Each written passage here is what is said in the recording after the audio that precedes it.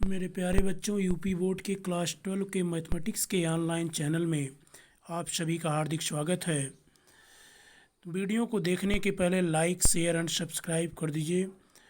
तो चलिए शुरू करते हैं आप व्यू के प्रश्नावली 3.1 को। तो क्वेश्चन 1 ये कह रहा है कि आप व्यू 2 5 19 - 7 35 - 2 5/2 12 √3 1 - 5 17 के लिए ज्ञात कीजिए कि अवयव की कोटि क्या है, अवयवों की संख्या क्या है, और हमको अवयव A13, A21, A33, A24 और A23 को ज्ञात करना है। चूँकि इस अवयव में पंक्तियों की संख्या है 3 और स्तंभों की संख्या है 4, इसलिए अवयव की कोटि हो गई 3 × 4 तथा अवयवों की संख्या हो गई 3 × 4 = 12। थर्ड पार्ट में कहा है कि A13 याद करना है। A13 का मतलब होता है फर्स्ट रो थर्ड कॉलम। तो ये है फर्स्ट रो और ये third column, first row third column. तो यहाँ पर जब तुलना करेंगे हम फर्स्ट रो थर्ड कॉलम तो ये 19 है, अर्थात A13 का मान 19 मिल गया। A21 second row first column, second row और ये फर्स्ट कॉलम, तो ये हो गया 35। A21 = 35। इसी प्रकार A33 = -5, A24 = 12, A23 = 5/2। तो A13 हमको ये बताता है कि first row third column, A21 बताता है second row first column, A33 ये बता रहा है कि थर्ड रो थर्ड कॉलम। इसी प्रकार A24 second row four column और A23 second row third column को व्यक्त करता है। तो नेक्स्ट क्वेश्चन शुरू करते हैं। कह रहा है यदि किसी अवयव में 24 अवयव हैं तो इसकी संभव कोटियाँ क्या हैं, यदि इसमें 13 अवयव हों तो कोटियाँ क्या होंगी। तो 24 अवयवों वाले अवयव की संभव कोटियाँ 1 × 24, क्योंकि 1 का 24 में गुणा करेंगे तो 24 मिलेगा। 2 × 12, 12 दूनी 24 हो जाएगा, इसलिए संभव कोटियाँ 2 × 12, 3 × 8, 4 × 6, 6 × 4, 8 × 3, 12 × 2 तथा 24 × 1 हो सकती है। क्यों? क्योंकि इन दोनों गुणनखंडों का अगर हम गुणा करते हैं तो हमको 24 मिलता है, तो वही हमारी संभव कोटियाँ होती हैं।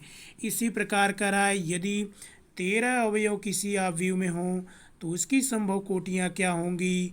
तो उसकी संभव कोटियाँ 1 × 13 तथा 13 × 1। तो इसी प्रकार क्वेश्चन नंबर 3 कह रहा है यदि किसी अवयव में 18 अवयव हैं तो इसकी संभव कोटियाँ क्या होंगी, यदि इसमें 5 अवयव हों तो संभव कोटियाँ क्या होंगी। तो इसको आप लोगों को स्वयं हल करना है क्वेश्चन नंबर 2 की भांति। क्वेश्चन नंबर 4 में कह रहा है एक 2 × 2 अवयव A बराबर Aij की रचना कीजिए जिसके अवयव निम्नलिखित प्रकार से दिए गए हैं। Aij = I + j का होल स्क्वायर बटे 2, Aij = I/j सेकंड पार्ट है। थर्ड पार्ट है Aij = I + 2j का होल स्क्वायर बटे 2। तो फर्स्ट पार्ट के हल को हम बताते हैं। चूँकि ये दिया गया है कि अवयव की कोटि 2 × 2 है, इसलिए अवयव में 2 पंक्तियाँ होंगी और 2 स्तंभ होंगे। तो 2 पंक्तियाँ ये R1 और R2 हैं, 2 स्तंभ C1 और C2 हैं, इसलिए हम ये मान लेते हैं कि अवयव A बराबर A11, A12, A21, A22, जहाँ Aij बराबर I + j का होल स्क्वायर बटे 2। अब हमको A11 ज्ञात करने के लिए I = 1, j = 1 रखना होगा। तब हमको मिलेगा A11 = 1 + 1 का होल स्क्वायर बटे 2। 1 + 1 2 हो जाएगा, 2 का स्क्वायर 4, नीचे 2 है तो 4/2 2 हो गया। A11 = 2। इसी प्रकार इस आव्यूह में अगर i बराबर 1 रख दें, j बराबर 2 रख दें तो हमको a12 मिल जाएगा। a12 का मान i बराबर 1 j बराबर 2 रखने पर 9/2 मिल रहा है। इसी प्रकार a21 i बराबर 2 j बराबर 1 रखना है। a22 ज्ञात करने के लिए i बराबर 2 j बराबर 2 रखकर सरल करने पर हमको a11 a12 a21 a22 मिला। इस प्रकार अभिष्ट आव्यूह a बराबर 2 9/2 9/2 8 2 गुणे 2 क्रम का आव्यूह प्राप्त होता है। इस प्रकार आपको सेकेंड और थर्ड पार्ट को स्वयं हल करना है। क्वेश्चन नंबर 5 है, एक 3 गुणे 4 आव्यूह की रचना कीजिए जिसके अवयव निम्नलिखित प्रकार से प्राप्त होते हैं। दिया है कि aij बराबर 1/2 मॉडुलस -3i प्लस जे, aij बराबर 2i माइनस जे। तो ये बताता है कि इसको सरल करने पर हमें इसका पॉजिटिव मान लेना है। तो फर्स्ट पार्ट है, चूँकि आव्यूह की कोटि 3 गुणे 4 है इसलिए अभिष्ट आव्यूह मान लेते हैं कि ये बराबर a11 a12 a13 a14 a21 a22 a23 a24 a31 a32 a33 a34। क्योंकि दिया गया है कि 3 पंक्तियाँ और 4 स्तंभ हैं, जहाँ aij बराबर 1/2 minus 3i plus J, i बराबर 1 j बराबर 1 अगर रखते हैं तो a11 मिलता है। तो 1/2 माइनस 3 प्लस 1 तो -2 आया, लेकिन इसका मॉडुलस हमको ज्ञात करना है। तो जब मॉडुलस ज्ञात करते हैं तो इसका पॉजिटिव मान मिलता है। तो a11 बराबर आ गया 1।